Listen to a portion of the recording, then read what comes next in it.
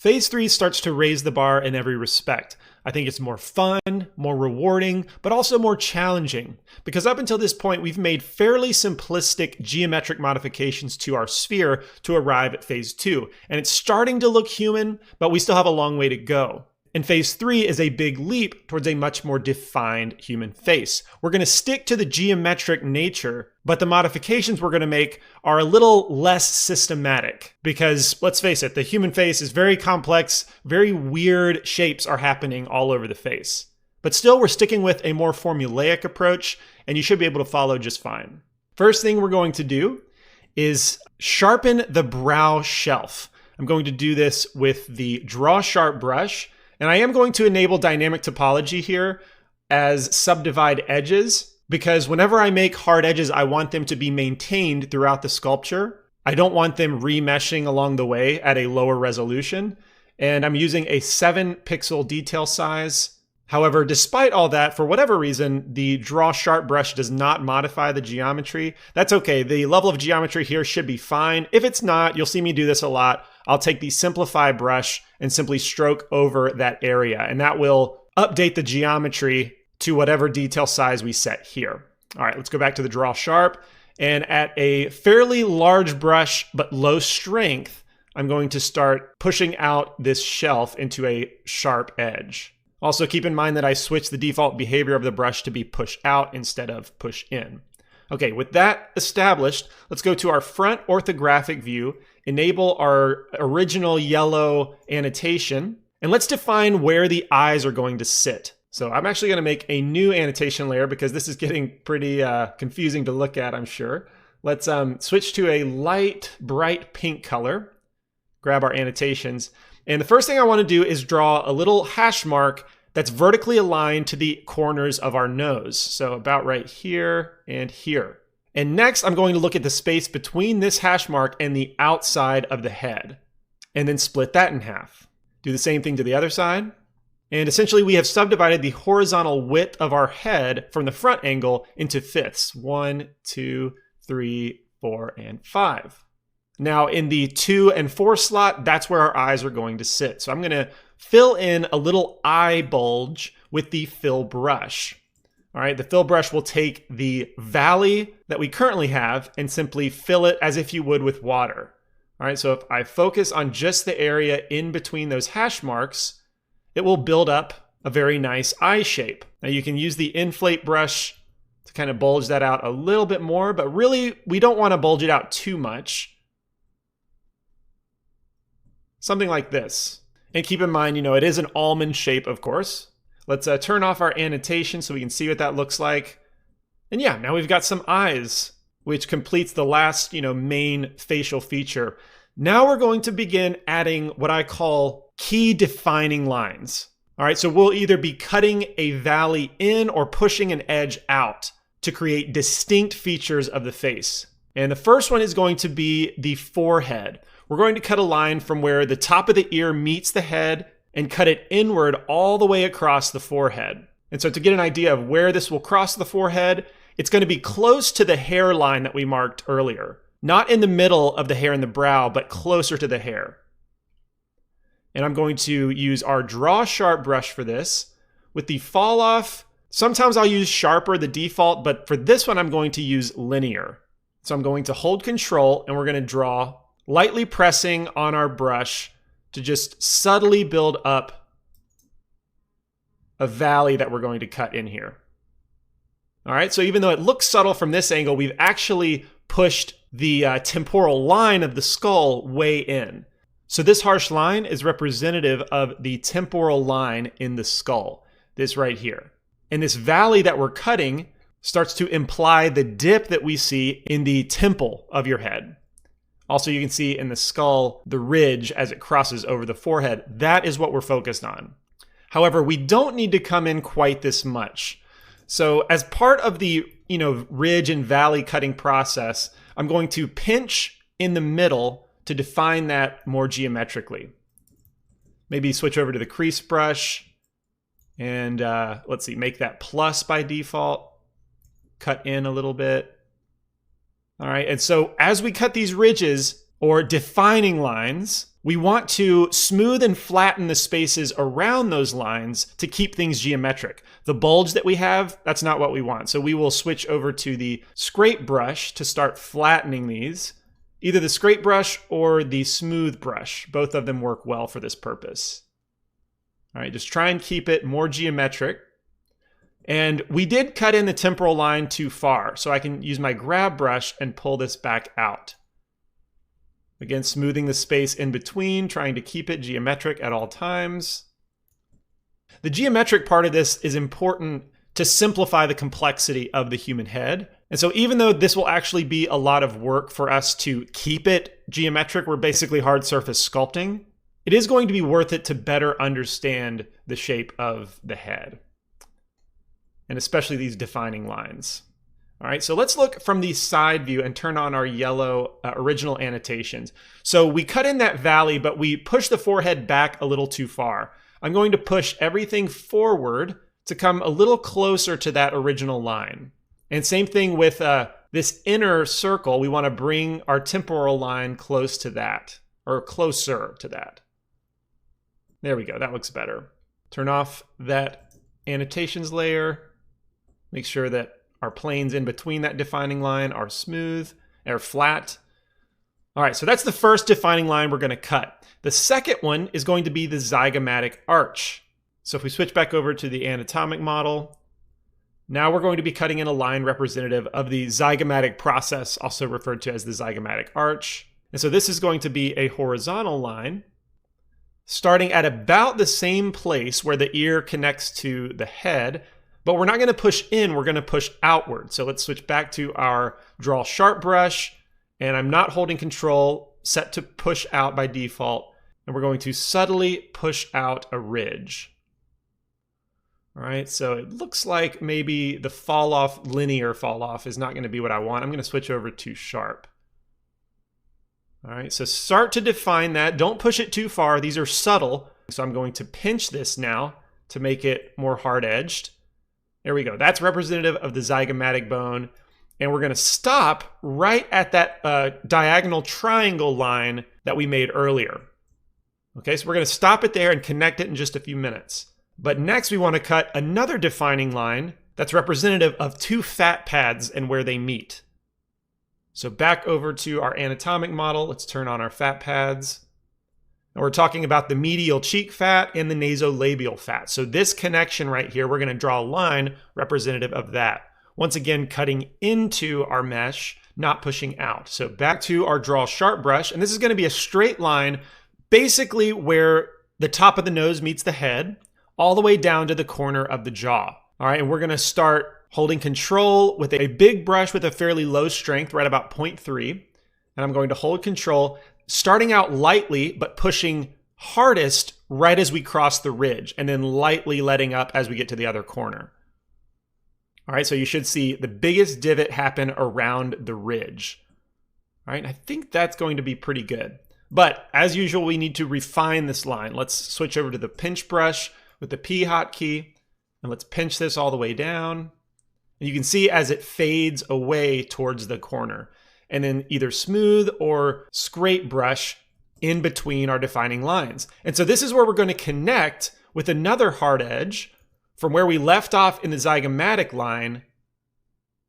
Then I'm going to push out slightly and we're going to connect to here. All right. And this is where we can use the scrape brush to make a pretty big difference in the planar geometry of this area.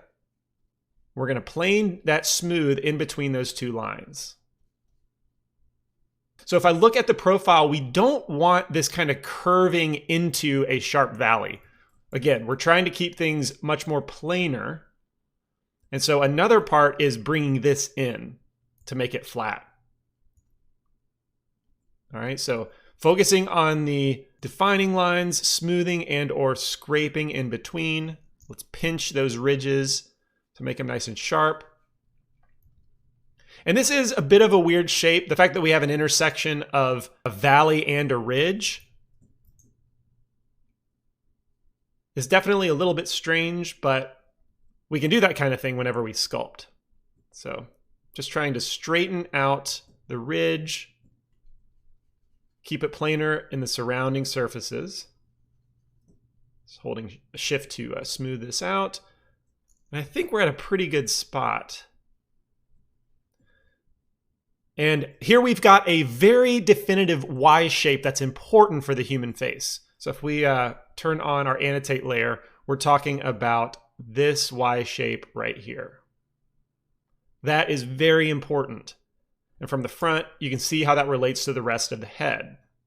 Next, we can continue down into the chin. All right, so right now we've got a very flat muzzle. We're going to fix that, but start with the chin. Let's cut a very deep valley, essentially a half circle around where the chin is going to be. So in between the lip and the chin, let's start cutting in, holding control, and create a half circle valley. All right, and we can cut this one pretty deep. Seems I don't have enough geometry, so let's use that simplify brush again to update the geometry, and back to the draw sharp. All right, let's use pinch. Make this nice and tight. Smooth around the defining lines. And for this, we're actually going to smooth in another half circle, and it's going to produce a second defining line right there. Now, I think I made my half circle a little bit too wide, but this depends on the face. You know, some people have a wide chin, others have a thinner chin. I'm just going to go somewhere in between. And then I also want to connect the vertical ridge we've been working on into that second chin ridge. So with the draw sharp brush, let's just push this out, connect into the chin, and then I'm going to smooth all of this on the outside of the ridges. Maybe use the scrape brush to define this a little bit better. There we go. So we've kind of stopped the first ridge that we cut, and it flattens out once it crosses the vertical ridge. All right, but we run into a problem, and that's the fact that our mouth and muzzle is flat across. And that's not the case for the human face. In fact, I see this a lot with people starting to sculpt the human head, is they don't push the corners of the mouth backward inset into the face as much as they should. And so we're going to look from the side view and try to find a point of reference for how far back to bring them. Let's turn on our yellow original annotations. And for one, I can see that my mouth, the front of the mouth, has been pushed too far back itself. So I want to make it match with that original line. So I'm going to actually leave side view, make sure I grab the middle of the muzzle, middle of the lips, and bring it forward. And then I should be able to do that a little easier from the side. And now for the corner of the mouth, I'm going to use my pink annotation layer. Let's erase some of the other marks. Make this hash mark in here. Actually, this hash mark is kind of where I want to bring down a new line. Basically, I'm looking at in between these two yellow lines, split that in half, and then draw straight down. All right, so that line is where I want to pull the corner of the mouth to. And make sure that the ridge comes with it. We don't want a big dip in that ridge, so the whole ridge will stay straight as we bring the corner of the mouth backward. And also this line is representative of where the eye needs to be, so the whole eye kind of needs to come back a bit, about like that. All right, so now those are aligned much better. Still just perfecting the planar nature. Ooh, look at all our annotations. That's getting really confusing. All right, let's turn them off and then fix some of the wobbliness that we introduced. But most importantly, we've got a nice curvature to the mouth, though I still think the corner of the mouth can come back a little bit more, but we'll worry about that once we focus on the mouth specifically. For now, we're in the ballpark of where that needs to be. And this ridge is just a little too strong for me. So I'm just gonna smooth it out. You know, I don't want really any of the ridges to be more defined than the others. Can put a little too much emphasis on something that doesn't need the emphasis. All right. But now we've taken the bottom of that Y and also created a defining factor for the human face, and it curves into the head towards the chin. All right, that's looking pretty good. Though we have a curvature in the jaw, which I don't want. So let's make sure that that's a little more straight. Yeah. Probably the hardest part of all this is keeping everything very planar. That's tricky to do sculpting wise, but it's worth it for understanding the shape of the face. And so I do kind of have a curve here. You can see it from this angle, how the silhouette curves upward. I don't want that curve. I want it to be flat. So let's use our fill brush to just fill that space in. Fill is great for that kind of thing. Now, when I smooth, it's going to lose that curve. And again, all for the sake of remaining as planar as possible. Maybe cut this in a little bit more as well. You know, a really chiseled face is going to have some of these defining lines be more extreme, whereas a plumper face, these defining lines are not going to be as strong. But anyway, I can get lost a little bit in just keeping everything as planar as possible, but hopefully you're getting the idea of what we're after. And next, we're going to turn some attention to the nose, because the corners of the nostrils are kind of same problem with the mouth. It's left over from being flat, whereas it needs to be curved. So we should be able to solve that with the Draw Sharp brush if I just hold Control and start to push this inward to create a more defined side of the nose. We are going to keep the nose very simple geometry. We're not really going to modify that, but we are going to set it in the head a little more believably, and then start to smooth out the space around the nose. All right, I need more geometry here, so let's use the Simplify brush to update that geo. Use the Scrape and or Smooth brush. There we go. Did that? Oh, somehow I turned Dynamic Topology off. Let's turn that on. Update the geometry and try smoothing again. There we go, much better. All right, so we smooth all that out. And an optional thing I'll do here, you don't have to, but I just like it when the lips look a little more believable, is to define the lips a little bit better. We already have a ridge, but I'm going to, let's try moving the upper part of the ridge, because the lips, you know, vertically get thicker towards the middle. So if we pull this up, pull the lower ridge down, you know, by smoothing in between the defining lines, these shapes have started to form themselves. Maybe use pinch to define that bottom lip a little better, define the upper lip, even use Draw Sharp to push this upper lip out, and then smooth in between.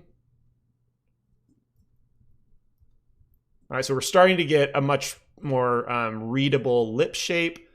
And I don't want to spend too much time, but that does look a lot more human. Now, as far as the width of the mouth, let's double check that with our yellow annotations. And typically, the center of the eye, that vertical line down, is where the corners of the mouth need to be. Of course, this varies widely depending on the person, but generally speaking, this should come out a little bit more.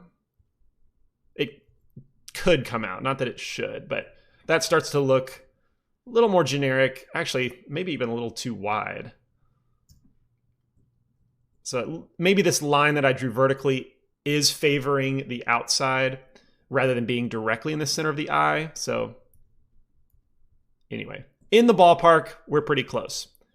Now, we are lacking geometric fidelity in the nose. It's just a little muddy compared to the planar quality of everything else. So let's just smooth this out, make our ridges a little more defined. Maybe pull the nose to be a little bit skinnier from the front. There we go. That starts to match the quality of everything else.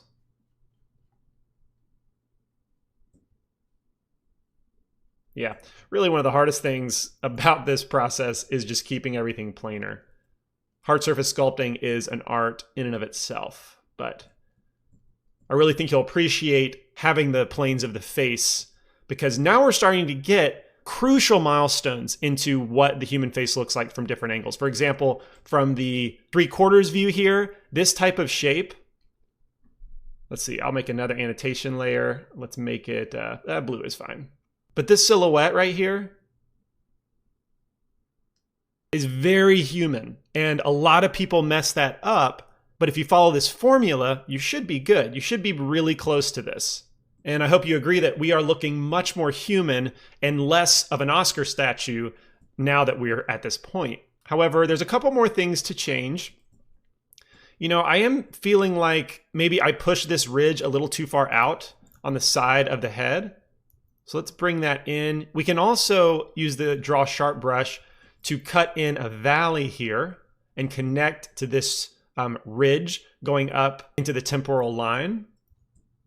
So let's smooth that out, cut the ridge in. And what this will do is kind of create a zigzag in this ridge. All right, so where it was straight, now we've got a little back and then down. There we go, that feels a little better. And really the last thing I want to do for the head, I still need to venture into the neck. There's virtually nothing defined in the neck, which we will do in the next lesson. But I'm pretty happy with the face at this point, except for the back of the head. You know, the front, the temporal line creates, if we look at the front orthographic view, the temporal line creates a more rectangular shape. However, that rectangular shape does not need to continue into the back of the head. We actually need to pull out the back to be more rounded. So with a big grab brush, I'm just simply pulling this out slightly so it becomes more rounded. And then from the front, we can also pull that out so that the silhouette overall becomes a more rounded head. I think I need to pull it back even more from the back angle. Look at it from the front. There we go. Much more believable, much more natural feeling. And yeah, this is where we're going to stop for the planar face. Next, we'll move into the neck.